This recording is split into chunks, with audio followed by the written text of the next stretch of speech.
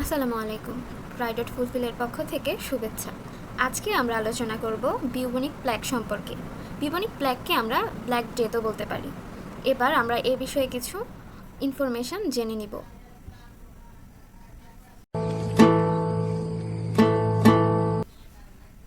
Bubonic plug It was known as the Black Death during the 14th century, causing an estimated 50 million deaths.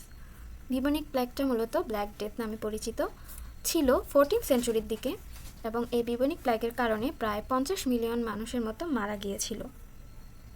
Plague is caused by the bacteria Yersinia pestis, a zoonotic bacteria usually found in small animals and their fleas. Bacteria ইয়ারসেনিয়ার মাধ্যমে এই প্ল্যাগটা ঘটেছিল এবং এই bacteria মূলত ছোট animals এবং তাদের ফ্লিসে পাওয়া যেত।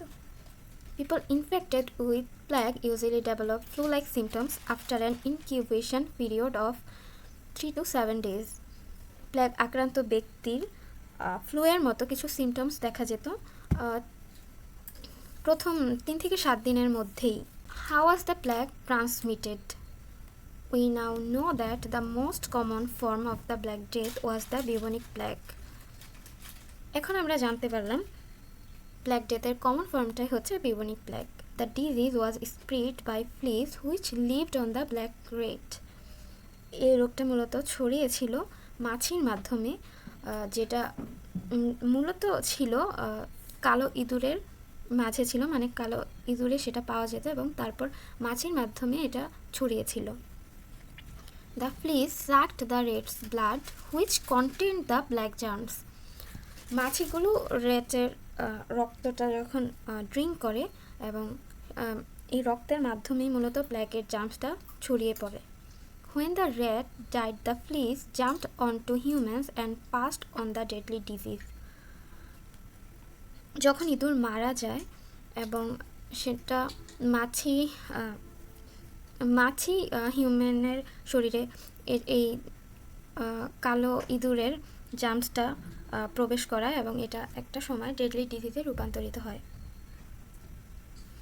How the bubonic plug was transmitted. এখানে বিউবনিক প্ল্যাগটা কীভাবে ছড়ায় মূলত সেটাই দেখানো হয়েছে, যে কীভাবে কালো ইঁদুর থেকে মাছি এটা ড্রিঙ্ক করে, তারপর হচ্ছে হিউম্যান শরীরে এটা যায় এবং এটার মাধ্যমে মানুষ কীভাবে মারা যায় সেটাই মূলত এখানে দেখিয়েছে।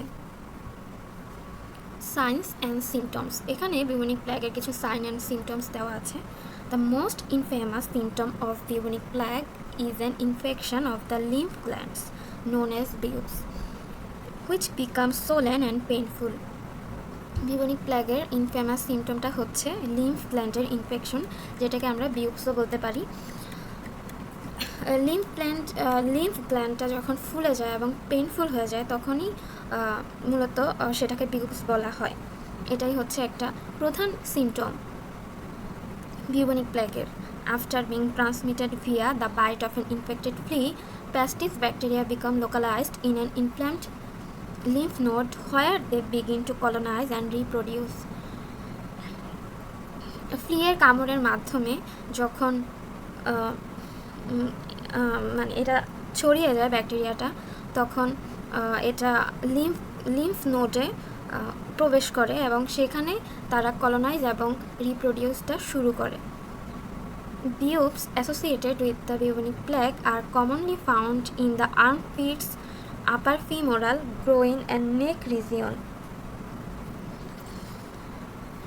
এই যে লিম্ফ গ্ল্যান্ডের ইনফেকশনটা, এটা মূলত আর্মপিটে দেখা যায়, আপার ফিমোরালে দেখা যায়, গ্রোইন এবং নেক ঘাড়ের আশেপাশের অঞ্চলগুলোতে মানে জায়গাগুলোতে দেখা যায়। Acral gangrene is another common symptom. Acral gangrene এটা মূলত finger, toes, lips and nose এসবে এটা আমরা দেখতে পারি। এটা হচ্ছে একটা another common symptom. Bubonic plague symptoms appear suddenly, usually 2 to 5 days after exposure to the bacteria. Bacteria প্রবেশের 2 থেকে 3 দিনের মধ্যেই বিউবনিক প্ল্যাগের সিমটমটা সাডেনলি দেখা যায় মানব শরীরে। সিমটমসগুলো নিচে দেওয়া হলো। Gangrene of the extremities such as toes, fingers, lips and tip of the nose. হাত পায়ের গ্যাংগ্রিন, যেমন টোজ, ফিঙ্গার্স, এগুলোতে হচ্ছে গ্যাংগ্রিনটা দেখা যায়, হাত পায়ের গ্যাংগ্রিনটা। তারপরে এখানে general ill feeling, high fever, muscle cramps. সিজার্সের মধ্যে আছে smooth painful lymph gland swelling called a bubo, commonly found in the groin but may occur in the armpits or neck, most often at the site of the initial infection. সিজারের মধ্যে আছে lymph গ্ল্যান্ডটা যখন ফুলে যায় তো তখন হচ্ছে যে সেটা পেইনফুল যে হয় সেই ব্যাপারটাকে হচ্ছে এখানে বিউবু বলা হচ্ছে, এবং এটা মূলত গ্রোইনে দেখা যায়, বাট মাঝে মাঝে আর্মপিটস অর নেকেও দেখা যায়। যেখানে মূলত মাছিটা কামড় দেয় সেই জায়গাটাতে এটা প্রায় সময়ই দেখা যায় ফোলাটা। Pain may occur in the area before the swelling appears, মানে জায়গাটা ফুলে যাওয়ার আগেই পেনটা শুরু হয়ে যেতে পারে। Skin colour changes to a pink hue in some very extreme cases, মাঝে মাঝে স্কিন কালারটাও চেঞ্জ হয়ে যায়। Other symptoms include heavy breathing, continuous vomiting of blood, aching limbs, coughing and extreme pain. Other symptomsের মধ্যে heavy breathing আছে, রক্তবমি আছে, কাফিং আছে। The pain is usually caused by the decay or decomposition of the skin while the person is still alive. যখন মানুষটা জীবিত থাকে তখনই পেইনটা ঘটে ওই যে জায়গা স্কিনের পচন অথবা পচনের মাধ্যমে। Additional symptoms include extreme fatigue, gastrointestinal problems, lenticulae, black dots scattered throughout the body, delirium and coma. Black dots scattered মূলত মানে ছোট ছোট বিন্দুর মতো পুরো শরীরে এটা ছড়িয়ে পড়ে।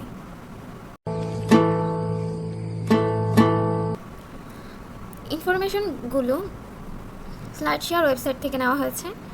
ভিডিওটি কেমন হয়েছে জানাবেন, যদি কোনো প্রশ্ন থাকে অবশ্যই কমেন্টে জানাবেন, প্রয়োজনীয় মনে হলে বন্ধুদের সাথে শেয়ার করবেন এবং চ্যানেলটি সাবস্ক্রাইব করবেন। যদি ভালো লাগে লাইক করেন, নতুন নতুন ভিডিও দেখার জন্য সাবস্ক্রাইব করে দিন।